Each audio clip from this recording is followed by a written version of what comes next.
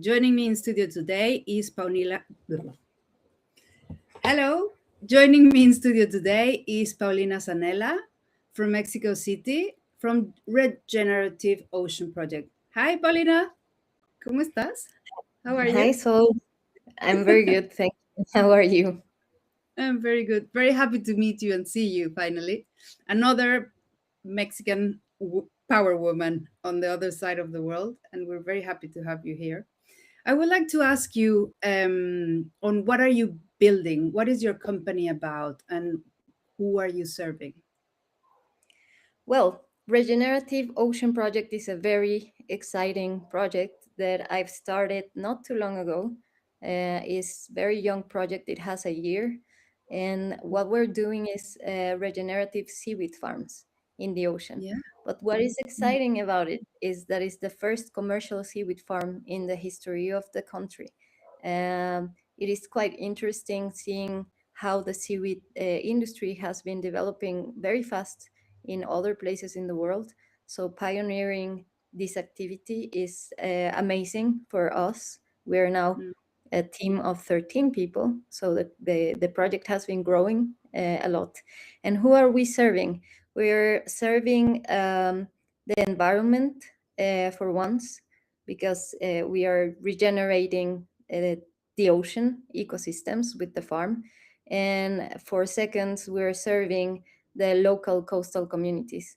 They're facing a big challenge because fishing resources are in decline.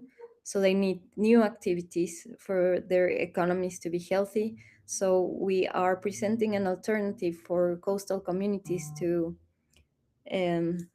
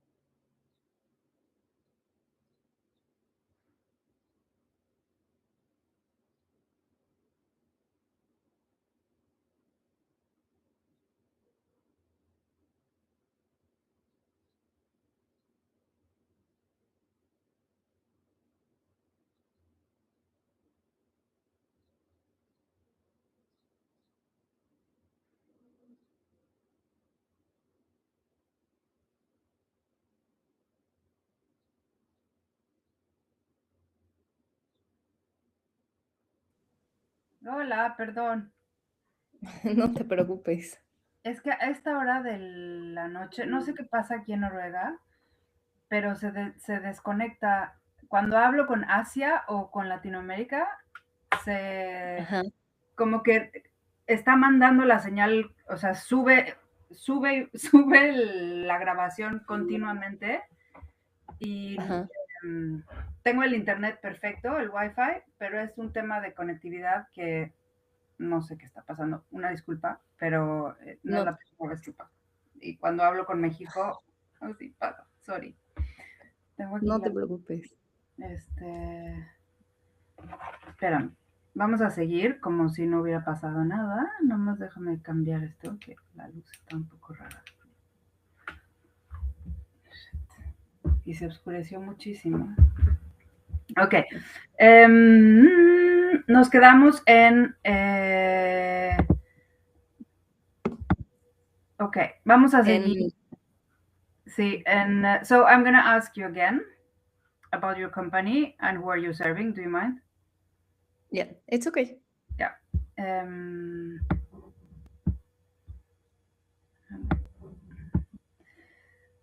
can you share with us about your company and who are you serving? Of course. So I am leading this project, Regenerative Ocean Project. Mm, This is a very exciting um, eh, thing to do. We are farming seaweed in the ocean, but the exciting thing about it is that we have the first commercial red seaweed farm in the history of the country. So it's very interesting because I've seen how seaweed industry has been developing very fast in Europe, mm, and of course this is a millenary activity in Asia, and an amazing thing to do because seaweed has the power to filter water, to absorb carbon, to create jobs for vulnerable communities or groups in coastal communities. So, and it's also a very, economically speaking, it is sustainable because there's seaweed everywhere. Toothpaste, cheese, like sausages, seaweed ingredients are everywhere. It's just that people are not familiar with it as it is. So the potential is huge, and especially in Mexico, mhm, we are a big consumer of seaweed ingredients, and we import absolutely everything. So we have the opportunity to create a lot of jobs for local consumption of these ingredients. And of course, there are many other benefits eating seaweed. It has 92 of 102 minerals and vitamins that human needs. So yeah. it's going to play a very important role in food security in the near future. So starting a business like this, a project like this, pioneering an activity in this country is Mm, just amazing. And who am I serving? There are two main um uh, things that we're serving. First one is the environment, yes. because yeah. So this is why it's called Regenerative Ocean Project. This is regenerative aquaculture, Mhm, meaning we are not extracting only. We are regenerating the marine ecosystems by doing this activity, providing more oxygen, having these like nurseries the seaweed farms become nurseries for other species. We're absorbing the carbon. We have already seen a regeneration of seagrasses. So we see the impact is quite fast, Mm. and it's super cool. And the other, who are we serving? People in coastal communities. So fishing communities, not only in Mexico but all over the world, are facing a crisis. The fishing resources have been in decline for a while now, because of industrial fishing, but also climate change. So we are giving an opportunity for coastal communities to have a job in the ocean, which is not extracting or destroying, is regenerating. So, and naturally and organically, in the rest of the world, seaweed farms are normally led by women.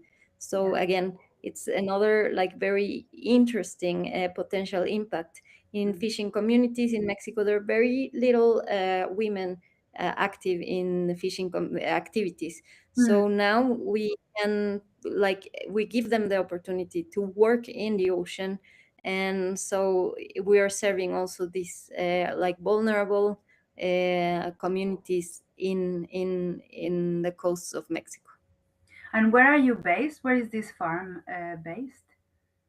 So that is also very interesting. Even though the project is very young, we started 1 year ago with the biological trials and work with communities. We are currently operating one farm in the southeast of Mexico, in Yucatan, in a little village, fishing village called Silam de Bravo. But fortunately, we just got three more permits, so we're going to have three other farms in Yucatan Peninsula. And then we are in 15 days, we're going to start multi-trophic aquaculture as well. So we have a partnership with the Center of Applied Aquaculture and Innovation in Baja California Sur, La Paz.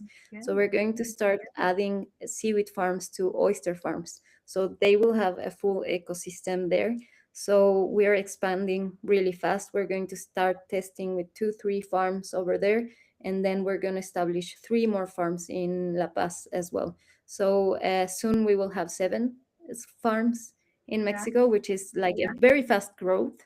Yeah. Yeah, very exciting times ahead. Oh, wow. Congratulations. Yeah, I was going to ask you, like, if there's any exciting kind of breakthrough in the last month or so, but maybe kind of multiplying the farms and kind of opening in a new region, right? Because you're in the south and Yeah, now in the north of Mexico. So kind of, um, or is there any yeah. more news that you would like to share with us? Oh, yeah, everything. Like we also just got a grant to start the La Paz project. We got to know this week. This is with the Builders Vision, Walton Yeah, Foundation, and other like very important actors in yeah, aquaculture or blue economy in Mexico. yeah. So it's very, very exciting with BFA as well, BFA Global. So yeah, a lot of things happening as well. I think this is a very cool thing to share. We started the project, we were 3 people, now we're 13 people, including some fishermen that are officially like working permanently with us. Wow. Science, like scientific community, who have been working on seaweed in Mexico for a long time but never really having a project that has this impact. We Mm. integrated 3 researchers who are super experienced, and we're very excited to have them on board. So yes, the team has grown a lot in the past month. So yeah, Yeah. a lot of things, like every week, good Yeah. news, every week, new challenges, but also like achievements. So very happy about this. Oh, fantastic. Congratulations. Very exciting. Thank you. And I always like to look a bit ahead, like in the future. When you think in the years ahead, what legacy would you like to leave? Well, I think the pretty obvious one, like pioneering the seaweed industry in Mexico. Um, I think that is, if I could share. So I started working with seaweed around 8 years ago, but with invasive seaweed, not understanding its potential, not understanding all the benefits of seaweed, its role in the world, Mm. for the ocean, but also for the whole planet, for humans, etc. And then fortunately I got very passionate, and I started understanding seaweed, like what the seaweed is. The oldest plant in the world. Every single plant on earth evolved from seaweed. So understanding all the components it has that can, like, for bioeconomy, for example, for pharmaceutical ingredients, they're discovering a lot of cure for many diseases in seaweed. So if I could share a little bit of everything that I've learned about seaweed potential, and like bring it down to regular people so they can really integrate seaweed in their diets and understand the benefits that it has for them and for the planet, that would be one of these legacies that I would love for my Mexican people. There, of course, the Mayans used to have some seaweed shakes, very much like in the Caribbean, people working in the ocean to get energy, and that is a little bit documented. But then there was like a break. So Mexican people do not know a lot of seaweed other No. than the one that they eat in their sushi. Yeah. So like creating this culture would be amazing. We're already selling our seaweed in over 50 restaurants in Mexico. So Mhm. that is also very important for us. Like, it's not just a trendy ingredient, but it will be key for future generations in their diets. So like creating this culture, seaweed culture in Mexico, for me is very important. And the other one has a lot to do with women and ocean. I Mhm. think at least in Mexico, there are not too many recognized women working in the ocean, but there are a lot of them in the field. So Mhm. also opening the doors for other women who are interested in having impact in the ocean, that would be something very important for me. Like, I really, yeah, open the doors, walking these paths that nobody has done before, so other people can walk, other women can walk there easily. That would be amazing for me. Beautiful. It's kind of a big chunk of education about what you have discovered and what you can share. And obviously, that's a long term kind of challenge, but it's one of the things that our country needs.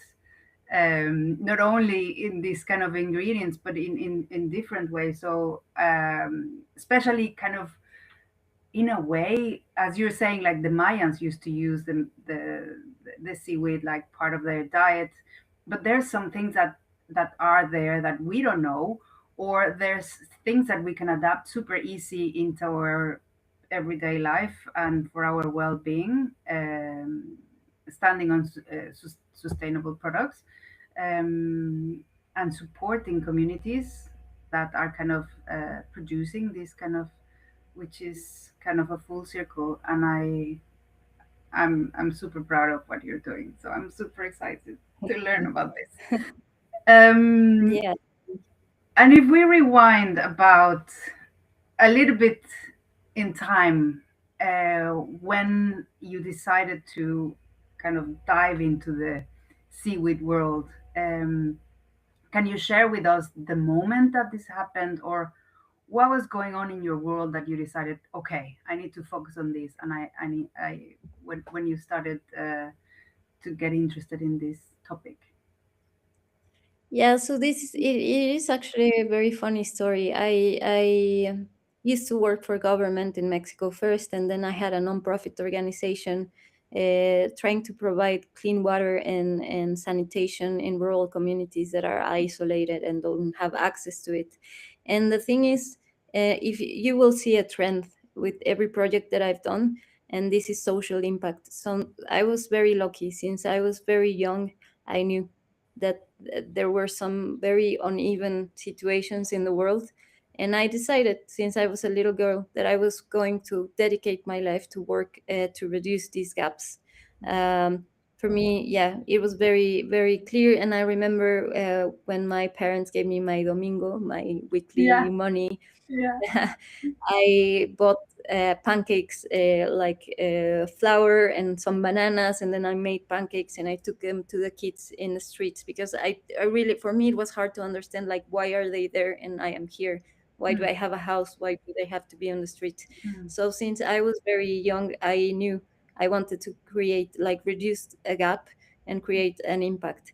And that had been transforming along the years. So first I thought, okay, maybe working for government, then you have the power to change some things. And then in the end, that worked for a little while, and then it was not enough for me. There were some limits that I didn't like. And then I started this nonprofit organization within the water, and water was for me the most obvious thing. Like, that is something you need to survive. And if you don't have access to it, if you are potentially going to die before you turn 5 years old, which is the case in Mexico, then it's not fair from the beginning. And then the little girls have to walk with their mothers 10 kilometers per day to get water from the well and then bring it home, so they don't go to school. So again, not fair for girls. And that was like the whole thing. And then this invasive seaweed called sargasso started coming to Mexico. And there was my former colleagues from government. They told me, we are afraid this might pollute the underground water, because in the Mexican Caribbean is very, like, the pores in the soil are very open, and the system underground, the water system underground was potentially going to be damaged. So that is how like, I got a call from former colleague from government, and he told me, "Hey, do you know anything about this sargasso? It is having this very negative impact. It will potentially pollute the underground water system. Do you have any solution for this?" And to be quite honest, I didn't even know what the word sargasso meant. Nothing. I was, but if there is something that I've learned in life, is that if you don't know, you don't say no. First, you do some research, and then you Yeah. can say, Yeah. yes, we have a solution. No, I don't have a solution. So I Mm, told this guy, give me a few days and I'll come back to you. mm, And so I happened to know who, like, I met at a World Bank event a couple of Norwegians yeah. who then became my partners for this first seaweed project. And I asked them, "Do you have any solution for this?" They said no. And I asked, "Can we develop a solution for this?" They said yes. Mm, And this is how it all started. And then little by little, I fell in love with seaweed, from understanding it as a problem that my country was facing, to understand its potential for biomaterials, for, like, bioactives, for ingredients, for food, etc. So that was like the eureka time yeah. for me. Like, yeah, and it was little by little, and now I'm obsessed with seaweed. I really think there's an ocean in general. I really think the solution for many of the global challenges right now is in the ocean. Yeah. We just haven't been, like, yeah, we haven't paid enough attention. We haven't been connected enough to it. Yeah. And it's also like a big opportunity to educate and get curious about the ocean and all the possibilities that they're always been there. Like we Yeah. always go to the ocean and enjoy the ocean, but we don't give back to the ocean. And I think that's Exactly. the wake up call of today, that we are kind of all hearing, and especially women, like we are very, Yeah. very kind of awake on that. So yeah, I've, Yeah. I feel what you were saying, and I agree, and I think I was a similar girl who felt the inequality and the gaps between um, our society, and it was like, why? This is not Mhm. right. Yeah. So yeah, yeah, so cool. And have there been any kind of surprises or challenges or kind of hiccups in this process when you realize about your interest about the seaweed, and you were very lucky to meet this um, group of Norwegians and figure out this possibility to start building something. But is there any kind of surprise in that process, in that journey? Well, all the challenges in the world, whatever you think can go wrong will go wrong.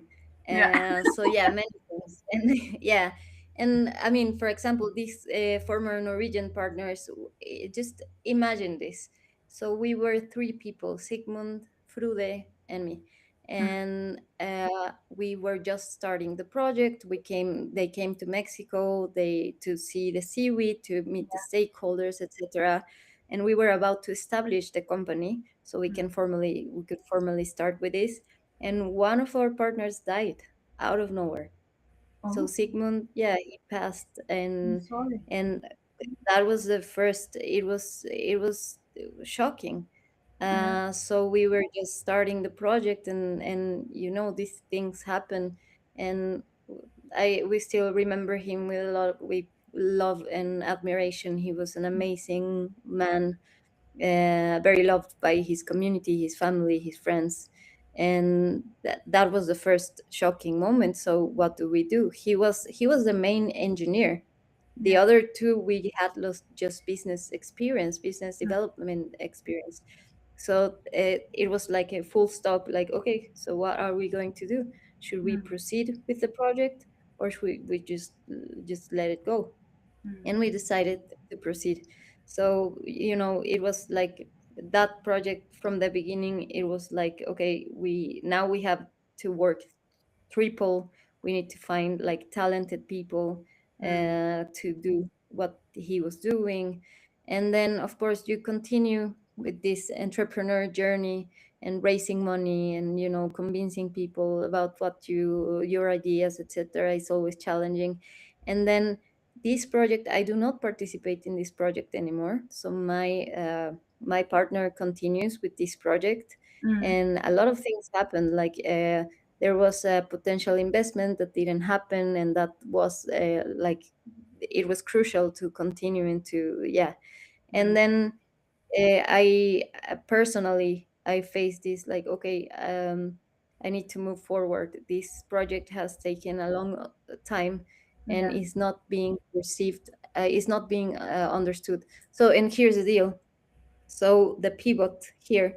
So in Mexico, seaweed is understood as a problem because Mm, this massive amount of sargasso is coming to Cancun, Playa del Carmen, all these touristic areas. yeah. And I had all this information, and I was sharing with government and decision takers, like, hey, seaweed is not bad. Like, you have abundant resource that you can do ingredients, you can do medicines.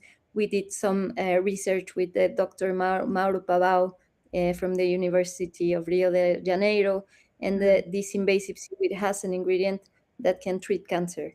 And for me, oh, that was like, dude, so you have this amazing thing coming from the ocean that yeah. has the potential, like, is an antiviral. During COVID, we did studies as well with other researchers, and the sargassum had the medicine Mm, for the COVID. We just didn't see it. So then, coming back to Mexico, and I was like, okay, so people are not understanding seaweed in this shape. no. So Mm, what can we do? And then I was very fortunate to go and see the seaweed industry growing in Europe. And then I visited a farm or two in Europe and then in Africa. And then I was wondering, why don't we have seaweed farms in Mexico? yeah. And then I understood, okay, so instead of working with this seaweed, I'm gonna start farming sustainable and regenerative seaweed. So the speech changes. So I Yeah. started talking with government, and I told them, okay, seaweed farms, what's its potential impact? And it is regenerative. You can hire women in the communities, integrate them to the economy. And then suddenly they are understanding seaweed in a different way. I explained as well the industrial potential, which is also in the invasive, but in Mm, that one they don't get it. In no. this one they do get it. Mm, So it was kind of like starting a new project that will in the end impact the other one as well, because their understanding and their approach to seaweed will be very different, like sustainable farm, the social impact, economic impact, environmental impact. You can measure it, it is controlled, etc. But in the end, is somehow opening the eyes of people mm, to seaweed and its potential, but from another perspective. yeah. So yeah, yeah, all the challenges in the world, but Yeah. it's all about how you navigate them and how like persistent and sure you are about what you're doing. Yeah, amazing. And in this kind of journey, um, you obviously didn't build alone, and you share that you have your partners. But do you mind sharing with us the people who believed in you, who supported you, or opened the doors at the beginning of the journey? Wow, I we would spend the whole hour doing this. That's so nice. Yeah, With the yeah, appreciate yeah. your people. Mm, Yeah, I mean, well, I would have to say these two Norwegian partners, because thanks to them I had access to this like European vision mm, towards the ocean, which mm, changed my world. And yeah, so Sigmund and Frude, mm. they were very important, supporting this little crazy Mexican lady trying to create a change and supporting with all the Norwegian like knowledge about ocean and all these things. Um, I would have to say also Birgit. I met her. Yeah, very. I think I just texted her on LinkedIn once because it was amazing the job that she was doing, and I think we were the first or second using the tool platform, Amazing. and that was very useful because that connected us with other seaweed actors, I think in Finland and in other places. And then also very early stage Daniel Kleinman from Seaworthy Collective. He We were first generation in Seaworthy, and Mm, he was very supportive, opening so many doors. And then all the people from Hatch Blue, especially Carlota Reeve, who is the seaweed lady in Hatch. mm. She has been like she's been amazing. Like we are literally two ladies in Mexico obsessed with seaweed. Those are Carlota and me, and yeah, she's walking, yeah, side by side. And then of course my current, I am very lucky because my partners for this regenerative ocean project, they're all ocean lovers. Yeah. They Guillermo, Arturo, Maffer, Alfredo, Hector, these are Mexican businessmen and women, very successful people who Mm, want to give back to the ocean, mm, and they have been so supportive. Like you have no idea. It's amazing to have a team that is so passionate about what they're doing and that put their trust in such a new project for the country. So yeah, and I have such a big list. Also Nina Jensen yeah, from Norway. of course. I admire her so much, and she has always been there, listening, supporting, following up. Yes, so many people. Like I'm Caroline from Kel Blue. Oh my god, like I'm Yeah. telling you, it would take like a full year to list all these people, and I'm very grateful to them because I've learned a lot from them. They have been supportive in tough times. They have been supportive in good times. They have been Mm, inviting uh, the project, featuring it, sharing the achievements, but also on a personal level. These are people that care. yeah. Because you're not just an entrepreneur or like something, you're a human, and Yeah. it gets tough sometimes. And all these people have this human side that are very considerate and like supportive and key for this to continue. Mm, yeah.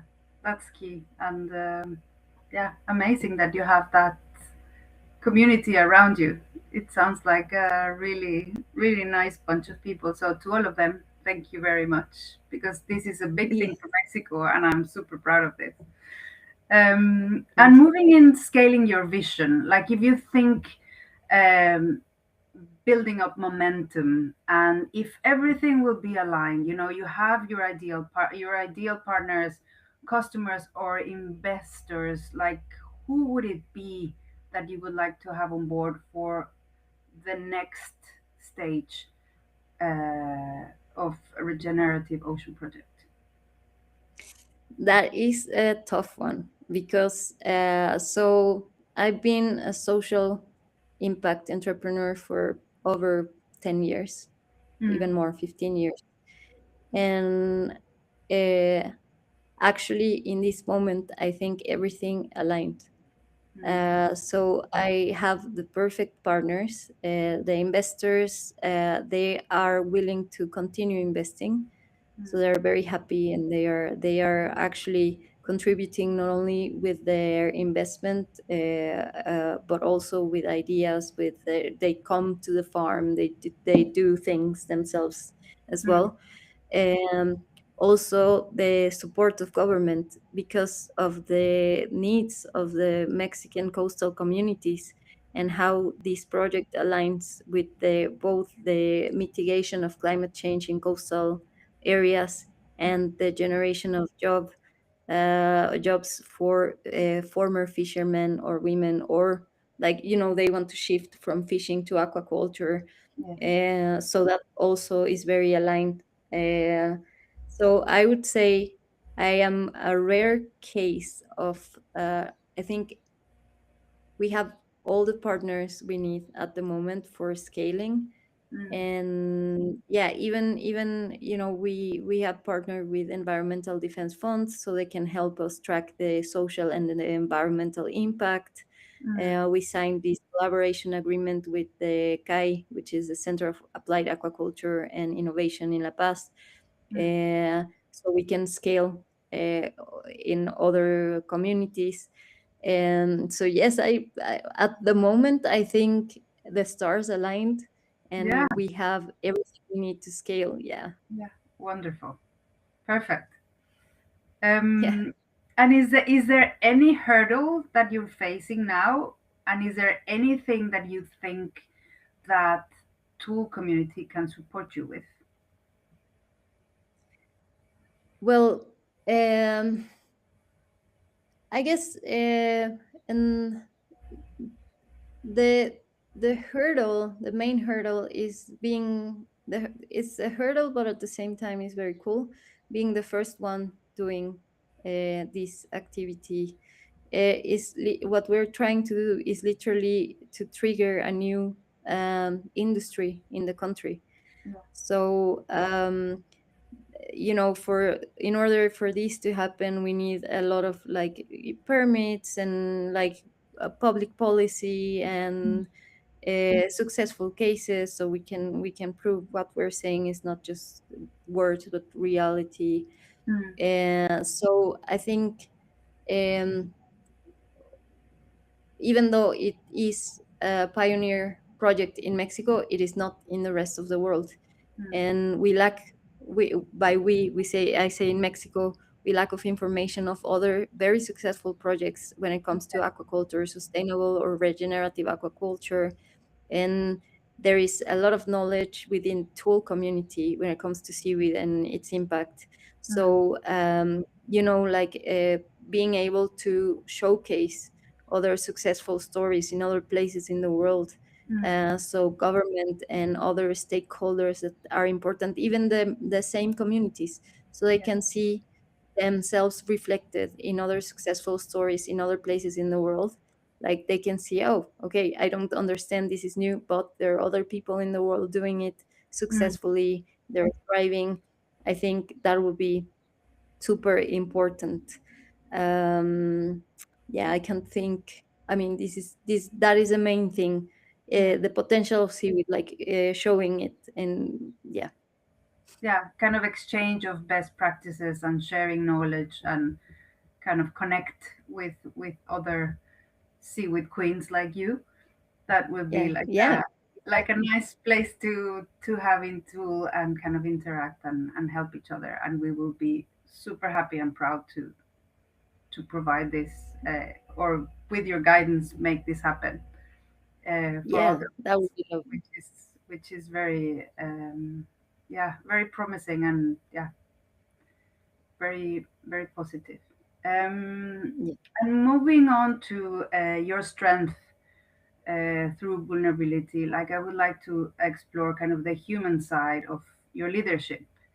And it's kind of lessons that you have learned, either personal or professional, to kind of learn and move on and grow from it, to build and to be where you are today. Could you share with us one of those? Yeah, well, I think my biggest strength is that the story that I told you earlier, like knowing my purpose in this world Mm, since I was so young. mm, So when you have a purpose that goes beyond yourself, like I don't want to be rich. Like that's not my main goal. I don't want to. I mean, of course, I want to be rich. Of course, I want to travel the world, but this is not my main goal. My mm, main goal is to leave a better place for especially women and mm, especially in Mexico. That is with more opportunities for them, that feels more secure to empower them as well. So yeah, my I think my biggest strength is that I feel I have a purpose in this world, and that is like even in the toughest days, because it can be exhausting doing these kind of like projects, and some days you're in your bed and you're like, no, not today. But mm, then you remember, this is not about you, this is something bigger. It involves a lot of other people. mm, So that is a big motivation, and then you're even like happy to wake up, do your things, wake up like 4 a.m., get your suit, go to the farm, and then you end up being the happiest person in the world that you did it. So yeah, that's biggest strength, but also at the same time it makes you very vulnerable because you can get disappointed or like heartbroken so often. Like mm, sometimes you see like all the job that you're doing to make the world a better place, and then you suddenly get stopped by a government official who's like just not being nice. So it's like very frustrating when you see like, why, if I'm doing all these things to benefit communities, environment, etc., why is there a bad person that is stopping the progress because they can, and that's yeah. it. And So how do at the you deal same with that time, frustration? I work out.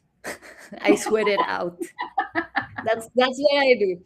Like, yeah, that's mental health for entrepreneurs. You have to have some things like that, but in the end you have to be patient, you have to be polite, you have to understand that some people, yeah, do not understand, and some there's some jealousy over here and there. Mhm, And but overall it's ignorance. Like when people don't understand that you're not doing it for your ego, or you're doing it for something bigger because you mm, want to leave something, then yeah, it's just, I guess you have to accept. And they say that your enemies are your biggest teachers of yeah, patience.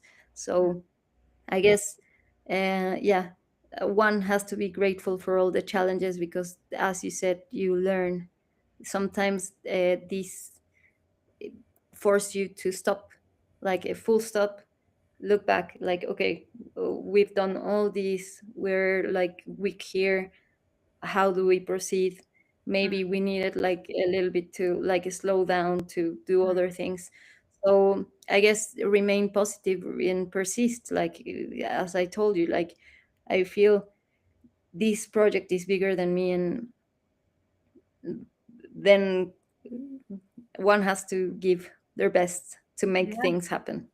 yeah, totally agree. And a country like Mexico that has so many beautiful and fantastic things and resources, it also has a lot of resistance, as you say, like bureaucracy, maybe ignorance, um, but it's also like from the side of entrepreneurs and people like you and me and so many others to kind of approach this problem or this situation from another perspective, as you were saying at the beginning, right? I know that this way works, this one maybe not, so I'm going to build the way I present how, you know, the seaweed world could benefit the economy of the region, like the state, the region, the country, the many uses or the multi levels that this has. So it's also as well, I guess it's a challenge as as a founder, or in your way of thinking, and I see it as well from where I'm standing, is like the way you present things, you know, the framework that you're putting forward to say, yes, we have a problem, but the solution has so many different ways to approach it. And that's when also collaboration with other women and collaboration with men as well, of course, and it it gets bigger, and it builds up. So, and when someone is standing on purpose, it's inevitable and it's so sexy that it's, you know, like, yeah, we go for it, we will learn, as you say. Maybe I don't know today, but tomorrow I will learn and I will figure it out. So, and I love the fact that you sweat it out to kind of let the steam out and move on, because I know how it is. So yeah, it's healthy to, yeah, take care of ourselves as well, and not to, Yeah, be heartbroken and, you know, dwell with it. But yeah, it's a step forward in a way to grow. So yeah. And it's like you when you observe, like when you work in ocean, you learn so many lessons just watching. yeah, And I think ocean, okay, like it's always moving, yes, and this movement creates life, this movement creates energy, this movement is everything, this movement connects the whole world. yes, um so that's a lesson that we should learn. Like if something happens, just keep moving, maybe at mm, a slow pace, but keep moving, keep moving. And everything will happen, because movement will connect you, movement will take you places, mm, movement, yeah. So mm, I think, yeah, that's also very important. yeah. And we're building an ecosystem together, and you were one of the first ones to using the platform of Tool. But also, kind of on the other side of the coin, what kind of knowledge or resources or, um, I don't know, what can you offer the community back? Well, I've been around for a while, Mm, so every time I meet like entrepreneurs, if there's anything I can help them with, from like sometimes whatever challenge. So I've been in so many acceleration programs. So if anybody needs a little bit of advice to build their pitch or their business model, or any contact with investors that I've reached out before, or even advice within timing. I think this is important. I think a lot of entrepreneurs in in anything, they spend a lot of time talking to VCs too early, and so I just sharing my experience when it comes, like, don't waste your time like talking to VCs if you're too early, because it's going to absorb. mm, Um, and rather like look, like advice and contacts and personal support, like just listening to frustrations. Yeah, that's, I guess, what I can offer. And of course, connections within Mexico, like coastal boat communities or mhm, stakeholders that could be yeah, relevant. Yeah. So yeah, I'm full, like, if I can be a mentor for some people, if I can be like a psychologist unofficially for other people, if I can invite people to come to the forums so they can yeah, chill, also, yeah, but like very open, and I'm so grateful for the tool community, and the ocean community in general. That it's a beautiful community. Most people are super nice. mm, So yeah, mi casa es su casa. Yeah, that's universal. Everybody understands that. But a Mexican Yeah, always opens the door, and we yeah, will always kind of be welcoming. So yeah, we I will take that word, and whenever I go to Mexico, I will go and visit you yes, and please. learn more about the farms. I love that. Well, both regions are beautiful, and they have a special place in my heart. Um, Amazing. but moving into the female founders that you would like to kind of bring some visibility, do you have any female founders that you would like us to feature next? And if you do, can you share Oh why? my God, I have so many. Choose a Uh, yeah, I'm gonna start with Mariana Dominguez. She is the founder of Mar de Sal, and she is doing an amazing job within satellite and AI technology to monitor water and few. Yeah. ocean. um, I'm working currently like a collaboration with her so we can Yeah. monitor the quality of water in the seaweed farms, both for the product but also to see the impact. Mm. And then I would say Janet Castro. Janet Castro, she's an amazing woman. She is third generation of fishermen, I think, women, fishermen, women, and now Mm. she is in aquaculture. She is doing some ostiones and escabeche, some Oh, oysters, like pickled oysters to add delicious. value to what Yeah. they're doing. And she's leading a group of women who are farming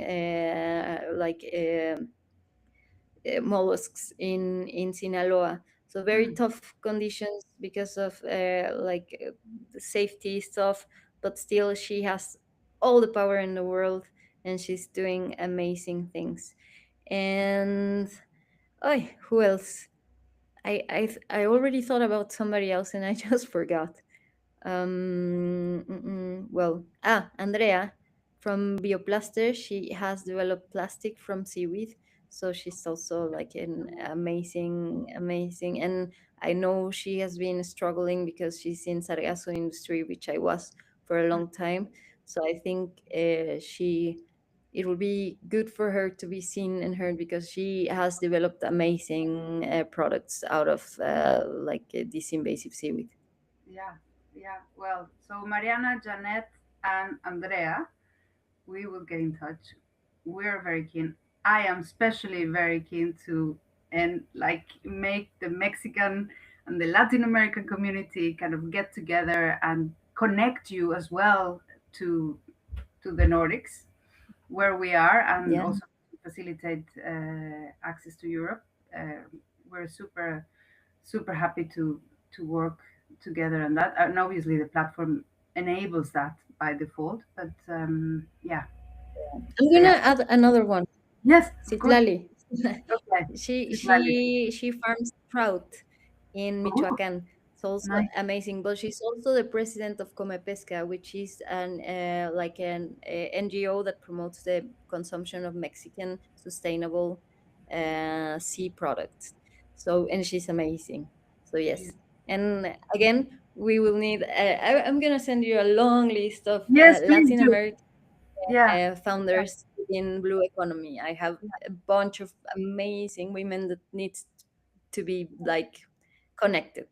yeah. We will cheer them on, and we will invite them to join the community. And yeah, they're more than welcome. Amazing. The same with Tool is Mi Casa Tu Casa. They're all welcome to join. Yeah. It's a very friendly dive when you go into the community, and it's fantastic people there. Not because you and me are there, but it's like a Yes. really that and I'm really grateful, and in a way at some point surprised when I joined Tool, that the energy of women working together and um, kind of admiring each other, kind of like being like, it's a very new thing, and it's something very contagious, and we get kind of filled up with energy with each what everybody's doing. So it's quite a pleasure to work like this.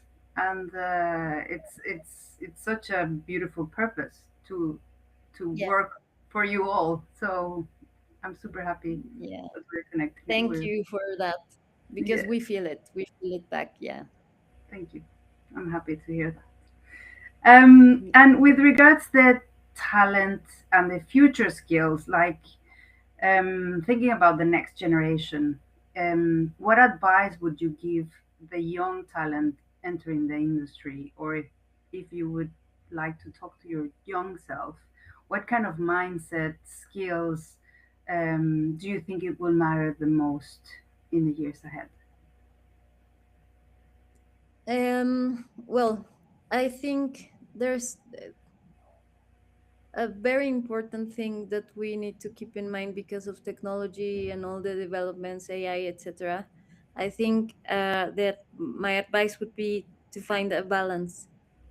For us people that work in the ocean, and I'm talking about coastal communities in all over the world, ocean people um, are very human. They know something we don't know. Like them being in the ocean all this time, they see the world in a very different way. So I think balancing our human side, like being in touch with these ocean people, with these communities, but using the technology that we Mm, have like accessible right now in a balanced way. Because it's not uncommon for me to meet people that work in the ocean, but they're just like they're never really in the ocean. They're mm, just like presenting, like they just pitching, they're presenting. And I think, and I would have done that myself in my previous project. I was most of the time in events, presenting, raising money, going to government offices, and I was very little part of the time actually working in the ocean with my ocean people. mm. And this time I have this balance, which is wonderful because Yeah. that also reminds you of your purpose. When you're there in the ocean, having the direct impact and talking and like sharing lunch with the people you are impacting, then it's not unidirectional. It becomes like it's giving you the energy, it's giving you the inspiration. Then you go back, you remember them, and you do all the hard work in the office or the boring job in the computer, but then you have this inspiration, and you know you'll be back in a couple of weeks with Yeah. them again, wearing and having your hands in the field.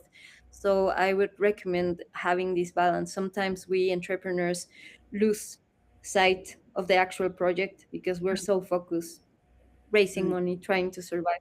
But I think the more you are in contact with actually doing the things mm, you're doing, that will give you the energy to transmit it to the investors.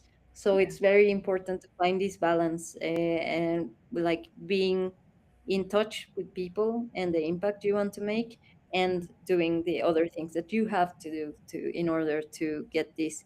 And I think that would have been the advice that I would have given to myself for the previous project, to be more with these communities, not so much with the government decision makers, etc., because it changes your energy, it changes the level of your understanding and the way you can transmit it to the end. Yeah, Yeah. At the end, you're learning, right? all the time. You're learning from them as well. It's like their incredible uh, kind of ancestral wisdom and tradition way of doing things. I don't know. The communities have Yeah, a very special way of operating that in the modern society we don't we don't operate the same way, and it's very sad. exactly. Uh, Yeah, yeah, especially in the regions that you're working, especially in the south with the Mayan culture and all the heritage that the richness that that area has. Like it's so much to learn yeah. from them. So yeah, I totally agree, and I think it's very, very important. Um, yeah, to sit on the table with the people you're serving and Yeah. sit look at in the eyes and you know learn from them. Yeah, Hmm. exactly. Yeah. Thank you so much, Paulina. Do you have anything to add? Anything that you would like to say before we say goodbye? Yes, I will. I would love to say to other female founders, or not female as well, don't give up. Like, if you know your purpose, if you really believe in what you're doing, there are going to be tough times. If you need to pivot, pivot, but don't give up. Uh, I think it's very important for us people working in these like impactful projects to know that we're not alone. That Mhm. yes, there are tough times, but we are a strong community that can like support you during tough times, so Mm. you don't give up. So Yeah, yes, I would just say don't give up, pivot, move, whatever you need in order to continue. So yes, don't give up. yeah, be it. Amazing. Muchísimas gracias. And thank you, everybody, to join us in this conversation. And I see you in the next wave making. Paulina, I talk to you soon. And thank you so much for your time. Goodbye. Thank you, Sol. Bye Bye bye. bye, everybody. Gracias.